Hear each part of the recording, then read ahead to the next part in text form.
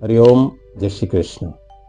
आज हम पंचांग कैसे देखें के 7वें भाग में महत्वपूर्ण विषय पर संक्षिप्त में चर्चा करेंगे। साथियों, इससे पूर्व मैं आपसे निवेदन करूंगा, आप प्रथम बार देख रहे हैं तो चैनल को सब्सक्राइब करें, लाइक एवं शेयर भी ज़रूर करें, अन्य व्यक्तियों को भी लाभ मिलेगा। पंचांग के पूर्व के हमारे अध्ययनों में हमने तिथि, वार, नक्षत्र, योग, करण, सारणियों के माध्यम से पंचांग को देखने का प्रारंभ कैसे किया जाता है, जिसको आपको पूरी जानकारी मैंने देने का प्रयास किया है।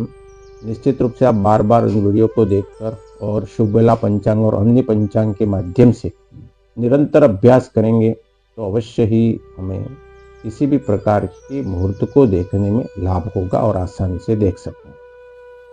सारणी के अंत में अधिकांश पंचांगों में उस दिन तिथि, वार, नक्षत्र, योग, करण के बाद में अंतिम में व्रत, त्योहार आदि की या विशेष योग बन रहा है या विशेष किसी महापुरुष की जन्म जयंती आदि को दिया हुआ होता है।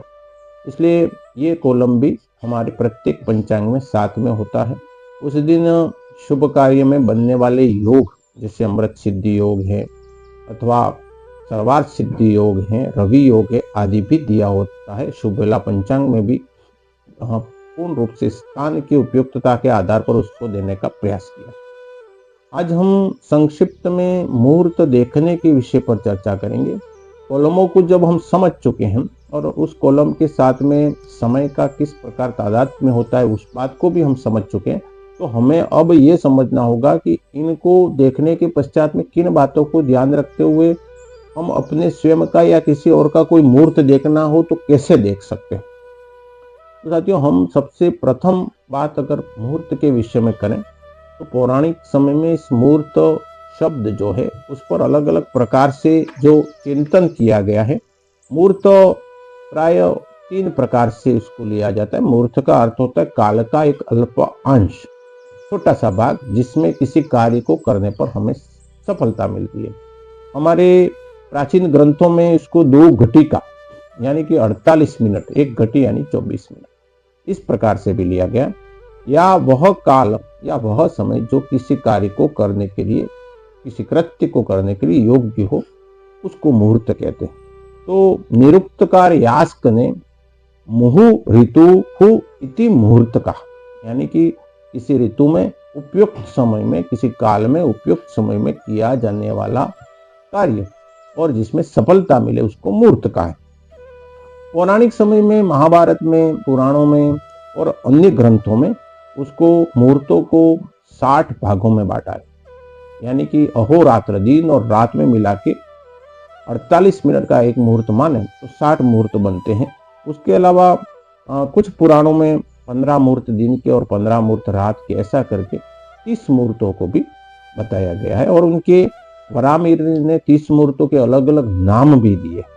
तो ये जो मुहूर्त हैं वह महत्वपूर्ण इसलिए माना जाते हैं कि उस काल में हमारा यह प्रायोगिक तौर पर अनुभव रहा है, जो भी ज्योतिष कार्य उन सबका, कि उस समय और काल में किया गया कार्य निश्चित रूप से सफलता दिलाता है। तो साथियों, हमारे जीवन में अधिकांश अगर कोई मुहूर्त बहुत ज़्यादा काम में आता है वो है यात्रा मुहूर्त। तो यात्रा मुहूर्त में किन किन बातों का ध्यान रखा जाए, इस विषय पर अपन आज थोड़ा सा चर्चा करेंगे। यात्रा मुहूर्त को अगर हम देखें तो उसी की बातें अन्य मुहूर्तों को भी आसानी से देख सकते हैं। यात्रा मुहूर्त में जिस प्रकार से सर्वप्रथम आपको मैंने बताया था कि अपना चंद्र कौन सा है वह देख लेना चाहिए। चंद्र के अलावा अगर आपके पास शुभ वेला पंचांग हो तो पेज नंबर 7 पे घात चक्र दिया हुआ है। हमारा उस दिन जिस राशि में अमुक तिथियां होती है जो घातिक होती है, यानी कि उनको त्याग किया जाता है।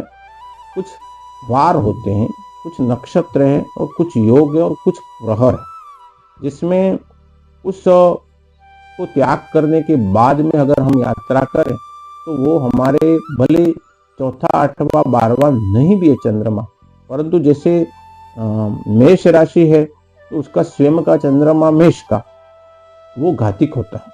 उसी तरह वृषभ राशि है तो उसके लिए कन्या का चंद्रमा घातिक होता है।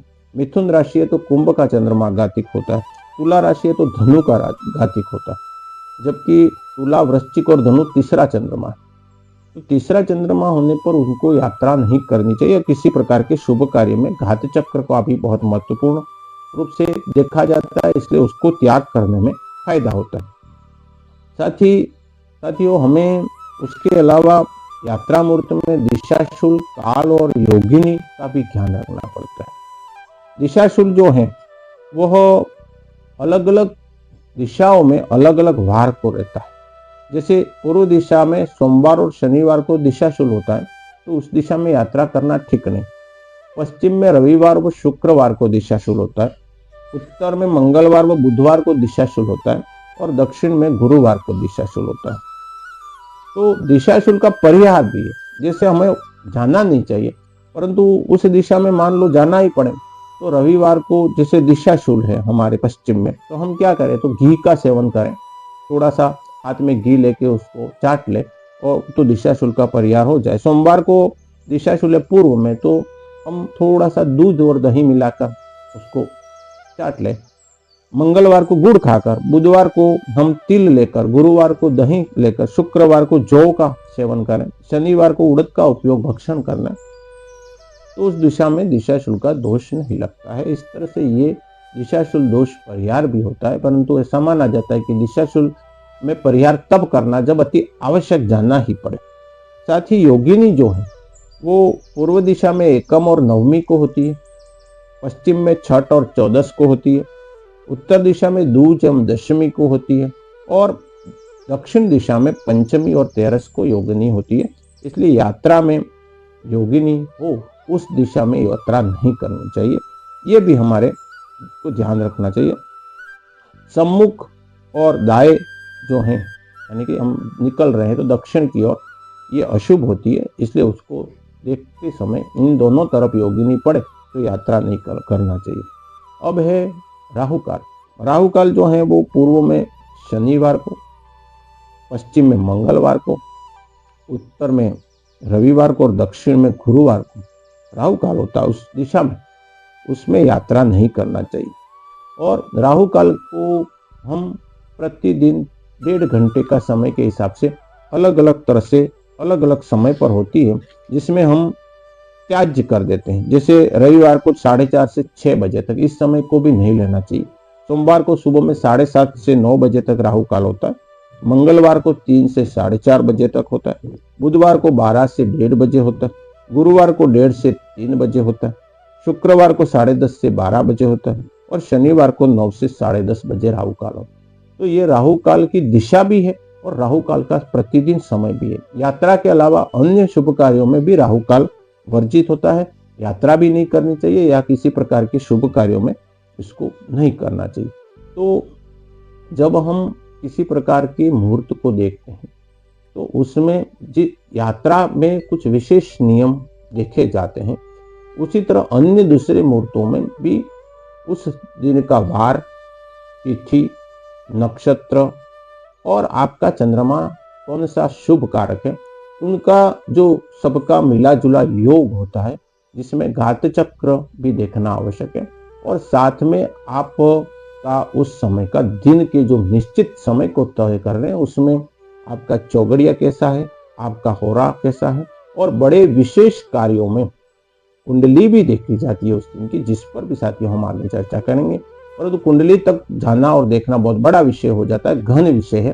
परंतु सामान्य तौर पर जो है वो छोटे मुहूर्तों में, साधारण मुहूर्तों में, बार बार प्रयोग किए जाने वाले मुहूर्तों में मुख्य रूप से सबसे छोटी इकाई चौगड़िया अथवा होरा मुहूर्त, उसके बाद में आप हमारा उस दिन का वार कौन सा है, उस दिन नक्षत्र कौन सा है, नक्षत्र के साथ में उस दिन का चंद्रमा आपका कैसा है, और साथ में यात्रा मुहूर्त है तो उसमें दिशाशूल, काल राहु और योगिनी को भी देखकर हम मुहूर्त में ध्यान रखेंगे। तो इस प्रकार से ये पंचांग के उपयोग में स्वयं के द्वारा हम मुहूर्तों को, स्वयं का मुहूर्त कैसे निकाल सकते हैं। आगे के वीडियो में हम और अन्य मुहूर्तों में किन किन बातों में, कौन से मुहूर्तों में खास विशेष ध्यान रखा जाता है, उस पर भी चर्चा करेंगे। धन्यवाद।